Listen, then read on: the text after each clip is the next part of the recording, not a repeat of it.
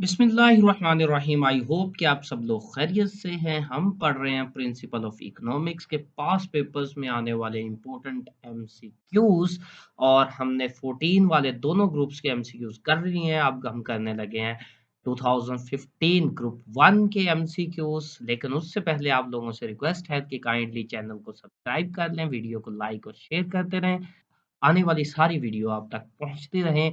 Let's start. पहला आपके पास एमसीक्यूज है, when marginal product is zero. जब मार्जिनल प्रोडक्ट जीरो हो, टोटल प्रोडक्ट मैक्सिमम होती है, ज्यादा से ज्यादा होती है, तो A answer is the correct answer. Second MCQs है, average revenue curve under perfect competition. ये हम पहले भी पढ़ चुके हैं। परफेक्ट कंपटीशन के under average revenue curve, marginal revenue curve और प्राइस हमेशा एक्स एक्सिस के पैरेलल होती हैं, मींस हॉरिजॉन्टल होती हैं। C answer is the correct answer. Next है question number 3, the equilibrium level of national income is. National income बराबर कब होती है, उसका तवाज़ुन कब होता है, where savings is equal to investment. C is the correct answer. Next है आपके पास question number 4, that is if income of government is more than its expenditure. अगर इनकम ज्यादा हो, इखराजात कम हो, तो उसको सरप्लस, अजाफी बजट कहते हैं। A option is the correct answer. और ओपोजिटली, अगर इनकम कम हो, इखराजात ज्यादा हो, तो उसको हम डेफिसिट बजट कहते हैं। और पाकिस्तान का बजट डेफिसिट होता है अक्सर, याद रखिएगा। Question number 5, prices during deflation. Next है question number 5, during prices during deflation. Deflation में प्राइसेस, डिफ्लेशन कहते हैं तफरीते जर को। तफरीते जर नाम ही है जब प्राइसेस कम हो रही हो।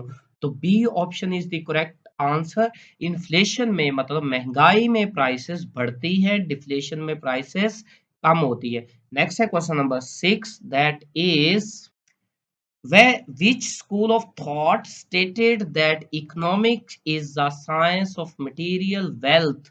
मटेरियल वेलफेयर या मटेरियल वेल्थ का concept neo classical school of thought ने दिया था। B option is the correct answer.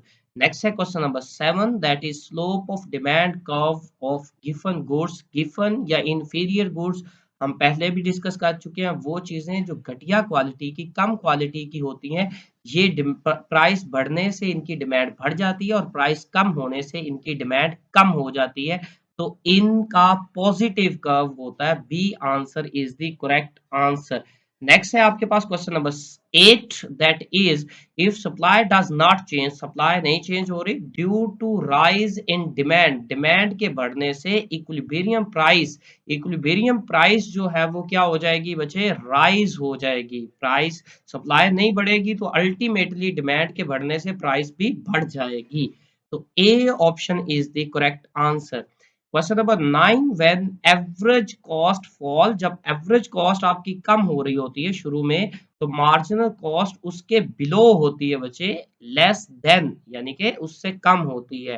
ठीक है। और जब एवरेज कॉस्ट आपकी बढ़ रही होती है, तो मार्जिनल कॉस्ट उससे ज्यादा होती है, अबव होती है। याद रखिएगा, इसका answer B is the correct answer, ninth का। नेक्स्ट है question number 10, during depression increases. Depression में क्या इंक्रीज होता है? डिप्रेशन वो हालात होते हैं जब आपकी इनकम कम होती है, आपकी अनएम्प्लॉयमेंट ज्यादा होती है और बाकी सारी चीजें बिलो होती हैं, यानी कि अनएम्प्लॉयमेंट बहुत ज्यादा हो जाती है, लोगों को रोजगार नहीं मिल रहा होता। तो A option is the correct answer. Next question number 11, marginal revenue product is the amount of money attain by selling. Marginal revenue क्या है?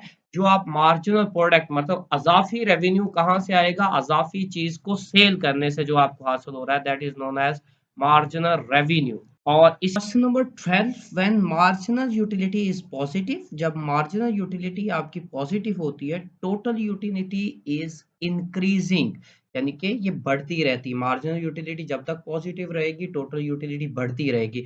जब मार्जिनल यूटिलिटी जीरो हो जाएगी, टोटल यूटिलिटी मैक्सिमम होगी। और जब मार्जिनल यूटिलिटी डिक्रीज होने लगेगी, तो देन टोटल यूटिलिटी सॉरी, जब मार्जिनल यूटिलिटी नेगेटिव हो जाएगी तो देन टोटल यूटिलिटी डिक्रीज होना शुरू हो तो इसका answer A is the correct answer. Question number 13, in balance of payment are included. Balance of payment में दोनों चीजें शामिल होती हैं। बैलेंस ऑफ ट्रेड में सिर्फ विजिबल गुड्स या गुड्स शामिल होती हैं, लेकिन बैलेंस ऑफ पेमेंट में गुड्स भी, सर्विसेज भी, या विजिबल गुड्स भी और इनविजिबल आइटम दोनों शामिल होती हैं। तो C option is the correct answer. Question number 14. If change in quantity supply is 10%, supply में 10% change आया है and change in price is 20%, price में ज्यादा चेंज आया है। अगर सप्लाई में कम चेंज आए, प्राइस में ज्यादा चेंज आए, तो that is called less elastic. अगर आप इसको फॉर्मूला देखना चाहते हैं तो supply, change in supply divided by change in price, तो डिवाइड करेंगे 10 को 20 से तो आंसर आएगा 0.5%। ठीक है, तो C is the correct answer. Next है आपके पास last question, wages of temporary labour. जो हमारे पास टेम्परेरी एम्प्लॉयज होते हैं उसके जो वेजेस हैं वो वेरिएबल कॉस्ट कहलाती है, चेंज होती है। अगर ज्यादा काम करेंगे तो ज्यादा टेम्परेरी एम्प्लॉयज रखने पड़ेंगे, अगर कम काम करेंगे तो कम रखना पड़ेंगे। तो ये चेंज होती रहती है, इसलिए वेरिएबल है, फिक्स नहीं है। D option is the correct answer. I hope कि आप लोगों को समझ आ गई होगी। अगर किसी का कोई क्वेश्चन है तो आप पूछ सकते हैं। मिलते हैं नेक्स्ट वीडियो के साथ। Thank you very much.